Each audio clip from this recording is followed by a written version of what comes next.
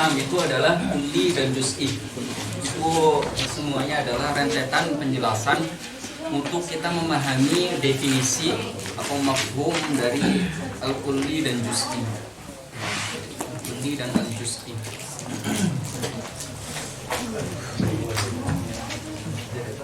Tadi kita mengatakan bahwa sebagian ulama mentasrih, menyebutkan secara sharih bahwa yang terbagi menjadi kulli dan juz'i adalah isim saja, bukan fi'il, juga bukan harf. Nah, di sisi lain sebagian ulama mengatakan bahwa fi'il itu semuanya kulli. Fi'il semuanya kulli. Duduk itu ya kulli. Bisa kita mentasawurkan duduknya saya, duduknya si fulan, duduknya fulan, akhir itu duduk. Berjalan siapa saja yang berjalan itu adalah berjalan. Makan, siapa saja yang makan, itu semuanya perbuatan itu adalah kulli. Tidak bisa kita mentasawurkan duduk kemudian duduk sesuatu pekerjaan tertentu itu duduk, yang lainnya kalau sama seperti itu namanya bukan duduk, nggak bisa seperti itu. Ternyata kita menemukan duduk itu di berbagai hal. Itu tanda bahwa duduk itu adalah kulli. Sedangkan harf itu tidak ada penjelasan secara sharih apakah dia dikatakan, saya tidak menemukan penjelasan secara sharih apakah dia bisa disifati dengan kulli maupun juz'i. Nah, ala kulli hal para ulama ketika membagi kulli dan juz'i, mereka membaginya dalam isim. Itu pun tetap dikatakan majazan, taksimnya majazan. Karena isim tidak bisa sejatinya dibagi menjadi kulli sama juz'i. Yang dibagi kulli sama juz'i adalah maknanya.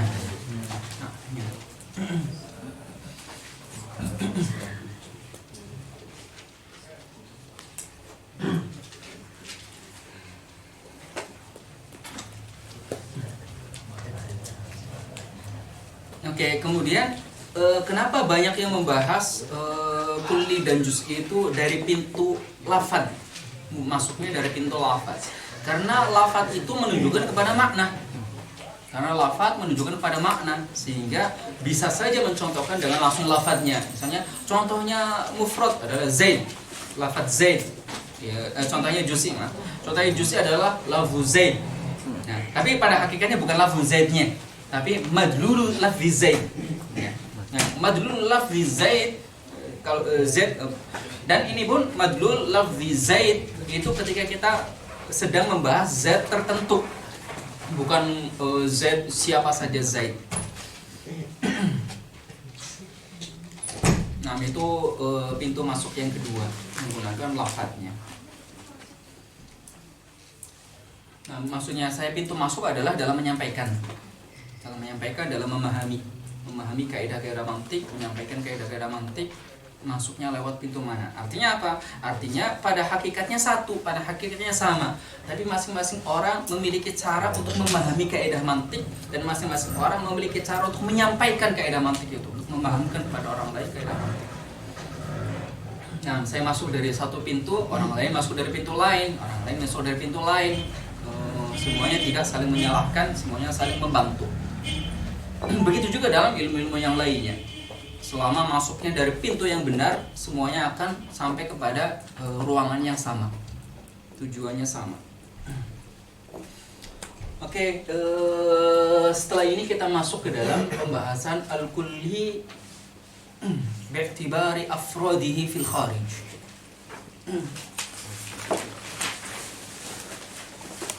Tadi apa sih?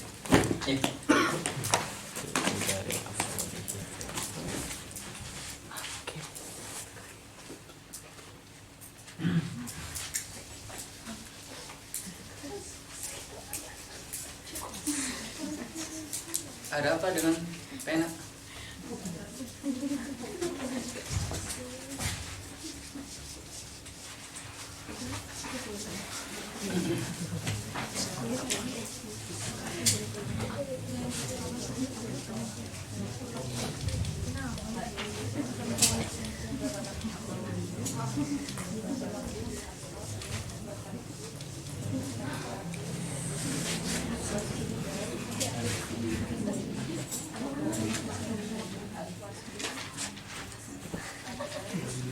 Muhayyad kulli atau bukan? Muhayyad kulli atau bukan? Insya Allah akan jadi kulli dia. Kulli di Saudi.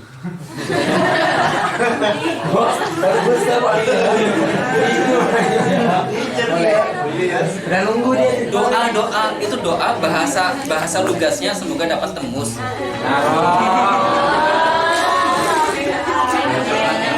Wahyu kan jadi tawa tuh. Itu penghibur. Itu penghibur.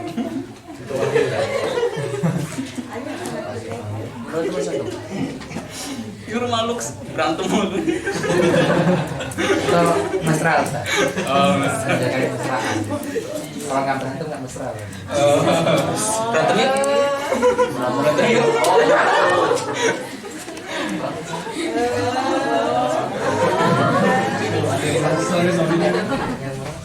Ada yang merasa.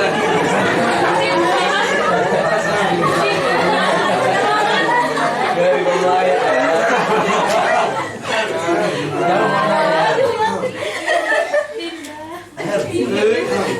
Sebut merek.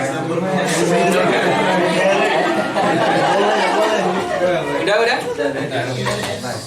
Ada yang mau saya ajak berantem? Nggak mesra gitu.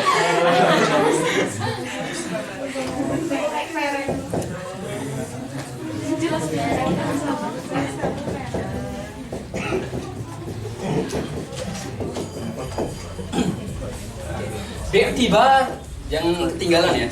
Taksim, setiap taksim itu memiliki i'tibarnya. Isim menjadi berapa?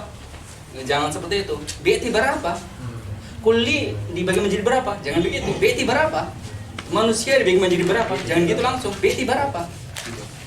Karena masing-masing mungkin insan bisa dibagi menjadi banyak, bisa menjadi 3, bisa 4, bisa 5, bisa 6. Insan taksimnya ada berapa? Bi'tibar apa dulu? Kulli bi'tibar afrodihi fil kharij. Kulli bi'tibar afrodihi fil kharij. Ada 3. Ada ma laisa lahu fardun, ma lahu fardun wahid, ma lahu afrad.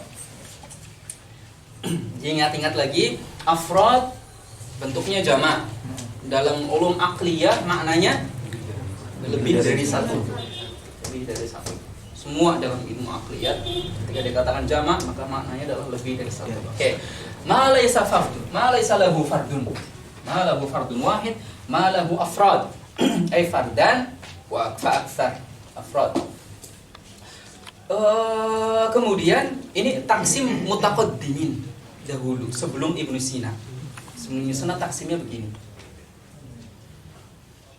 Taksimnya mutaqaddimin. Untuk masuk ke dalam pembahasan kulli, bahwa kulli itu yang dibahas itu biqat'in nazar an afrodihi fil kharij.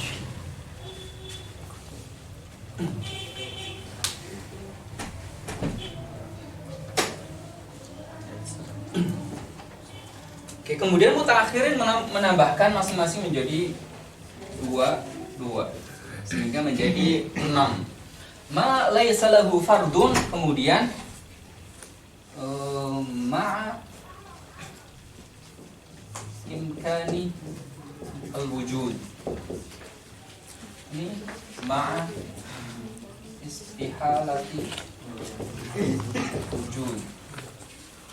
Yang lahu fardun ma imkani at-ta'addud, ma istihalati at-ta'addud. Ini imkani ma'a tanahi itu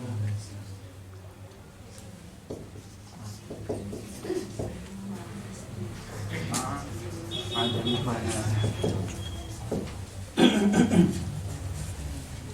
tanahi. Oke, ada kulli bi'tibar afrodihi fil kharij fil waqi, dalam realitanya. Ada kulli ternyata dia laisa lahu fardun fil kharij. Dia makna memiliki afrad, fard, tapi fi dhihni. Karena syaratnya kulli adanya fard fi dhihni, adanya afrad, adanya 2 fard lebih fi dhihni, maka dikatakan itu kulli. Nah, sekarang yang sedang kita bahas adalah afrodnya fil kharij. Nah, ada yang tidak memiliki fard sama sekali. Nah, yang tidak memiliki fard sama sekali ada kalanya ma'a imkanil wujud, ada kalanya ma'a istihalatil wujud. Wujud al-fard, al-afrad. Oke, ma'a imkanil wujud misalnya adalah naga. Misalnya adalah naga. Naga beneran ada nggak sih? Nggak ada. Nggak tahu. Hayalan. Garuda beneran ada nggak sih? Nggak ada. Oke, sebutkan sesuatu yang hanya mitos. Pegasus. Apa? Pegasus.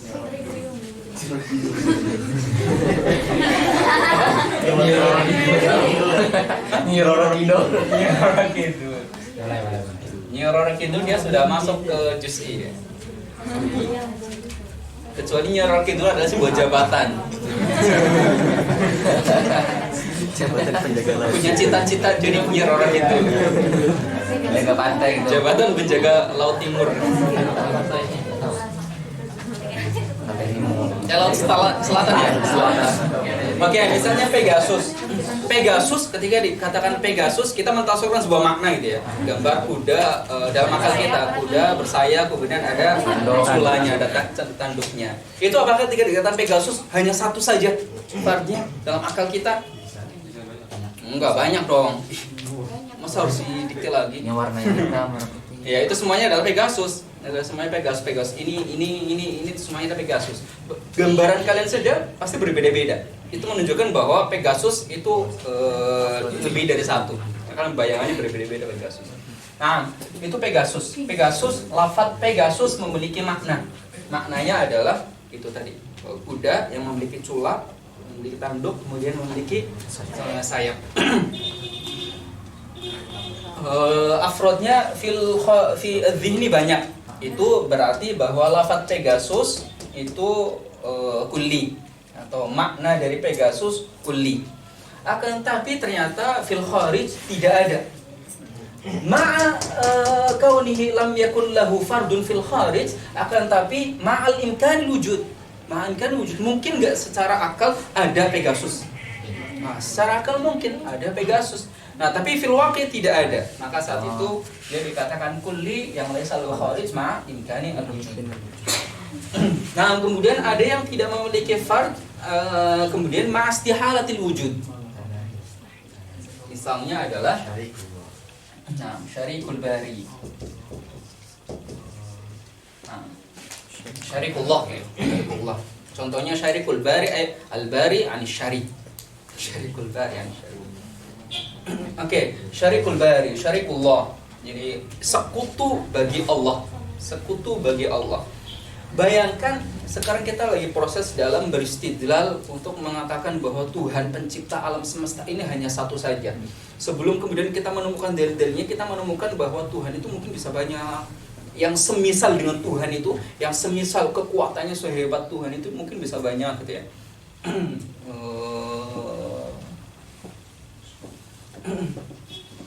Bisa membayangkan nggak sih? Oke, bisa banyak gitu ya. Akan tapi kemudian semuanya ditepis sehingga tidak ada. Tapi kata-kata syarikul bari memiliki makna dan itu maknanya kulli. Bisa afrodnya banyak. Ketika ditasawurkan bisa afrodnya banyak. Tapi fil kharij itu tidak ada afrodnya. Fil kharij tidak ada pembanding bagi Allah. Mungkin ada nggak? Juga tidak mungkin. Sudah tidak ada, juga tidak mungkin ada.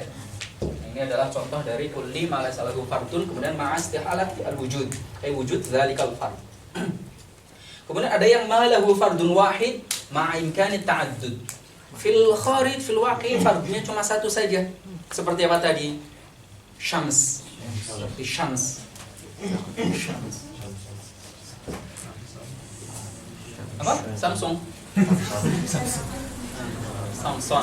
Samson juga juz'i, kecuali Samson itu jabatan. Jabatan di hutan. Oke, syams seperti yang tadi kita jelaskan. Kemudian ma'astihalati ta'addud. Kalau tadi syams mungkin akal kita bisa memungkinkan ada lebih dari satu. Tapi karena nanti kepanasan itu ya. Kasihan satu aja cukup. Oke, jadi secara akal bisa memungkinkan lebih dari satu. Ma'imkani ta'addud. Sekarang ma'astihalati ta'addud, satu dan tidak mungkin lebih dari satu. Ilah kulli lahu fardun wahid fil kharij ma'a istihalati ta'addud. Ilah. Kemudian berikutnya ma lahu afrad ma'a tanahi. Ma'a tanahi ini yang sangat banyak. Misalnya adalah insan. Al-insan. Al-insan, kemudian nabat, al-hayawan juga iya, kemudian al-hatif, kemudian kub, tembok, rumah, martabak, al-martabak, apalagi al-kisau, dan yang lain-lain. Itu semuanya adalah kulli yang lahu afrad fil kharij, kemudian akan tapi ma'at tanahi, artinya akan ada habisnya.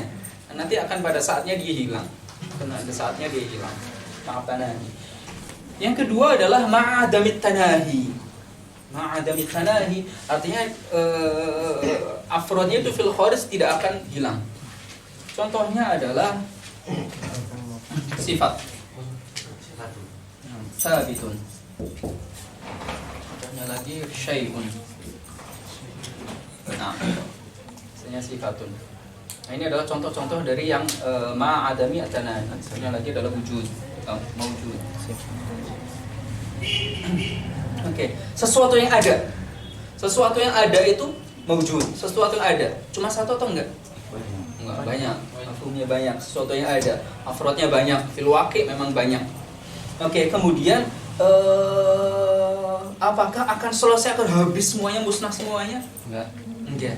Tetap ada. Al-mawjud tetap ada. Sampai kapanpun akan tetap ada. Nah, dan al-mawjud yang akan tetap ada adalah Allah. Nah. Tapi bukan Allahnya dalam bahasan ini, tapi mawjudnya. Min kauni dari sisi dia mawjudnya. Syai'un juga iya, sabitun juga iya, sifatun juga iya. Min dhimni sifat adalah sifatullah. Sifatullah sekarang ada.